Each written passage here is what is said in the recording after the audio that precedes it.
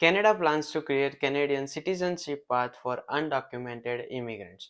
अभी अभी एक इंटरव्यू में immigration refugees and citizenship minister mister Miller said कि वो एक broad and comprehensive programme prepare कर रहे हैं that will allow many without valid documents to apply for permanent residency. What? I mean, really? Yes, my expressions were same just like yours until I didn't know reality. चलिए कोशिश करते हैं to understand this whole thing from A to Z. Chapter 1. What undocumented or out of status in Canada mean? 1. Foreign nationals जो overstay करते हैं. दूसरा, जो अपने वीजा की वैलिडिटी एक्सपायर होने के बाद decides to not leave the country. तीसरा, जो enters country through irregular means. All these three become out of status or undocumented migrants. Basically, both of these terms means that the individual does not have current legal authorization to stay in the country. Chapter 2. How many such individuals do exist in Canada? ऐसे कितने लोग हैं Canada में? In 2007, the RCMP estimated that there were 500k, yes, 5 lakh undocumented residents in Canada. And based on recent statement by Mr. Miller, there are an estimated of 300k to 600k, यानी 3 से 6 lakh people living in the country without valid documents. Chapter 3. History of regularization in Canada. Canada had a number of regularization program, जिसमें से सबसे बड़ा programme था इस adjustment of status in 1973 by Prime Minister Pierre Trudeau. हाँ, father of Justin Trudeau. Also, Prime Minister Justin Trudeau promised regularization program on December 16, 2021. चलिए इसे undocumented immigrant and country दोनों साइड से देखते हैं. Chapter 4.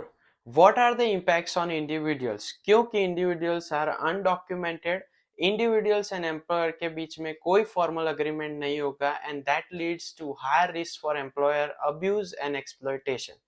Individual report नहीं करेंगे any type of abuse just because fear of deport. Undocumented individuals को always detection, detainment and deportation का fear होता है and इसलिए उनको एंड उनके फैमिलीज को अंडरग्राउंड रहना पड़ता है, which limits their access to social programs and make them more vulnerable. Chapter 5. Why country decide to keep them and make them permanent? Country always look for their needs. Shortage of affordable housing. Recent survey के हिसाब से Canada में housing की affordability को restore करने के लिए additional 3.5 million housing units लगेंगे to be available on the market by 2030. दूसरा है physician shortages are multifold.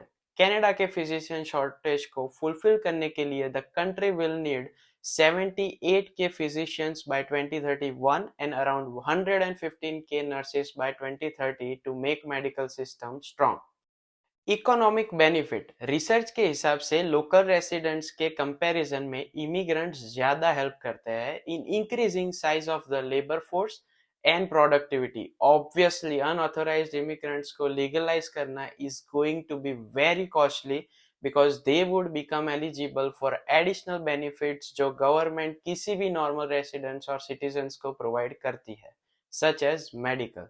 But हम लोग टैक्सेस को कैसे भूल सकते हैं because it will increase tax revenues, productivity. So इससे दूर की सोचे तो the children of this immigrants can generate substantial economic value for the country as well. Permanent legal status होने से वो unauthorised immigrants can do jobs in various fields जिसमें उनका एक्सपर्टीज है और इससे कनाडा को ग्रो करने में बहुत बेनिफिट हो सकता है. Conclusion from government perspective is ऐसे unauthorized worker को labor force में fully engage करने के लिए allow करना will not only benefit immigrants and their families but society as a whole. Lastly, what's next? Mr. Miller plan कर रहे हैं to present this proposal in cabinet in spring on allowing undocumented immigrants to regularize their status. ऐसा करने से opposition तो होगा ही. So let's see how this conversation goes in cabinet and what policy implementation they can come up with. अगर इस video से आपको कुछ जानने मिला तो please like share and subscribe, क्योंकि ये नॉलेज आपके साथ शेयर करने से हमें फर्क पड़ता है। Feel free to comment if you have any questions. See you in the next video.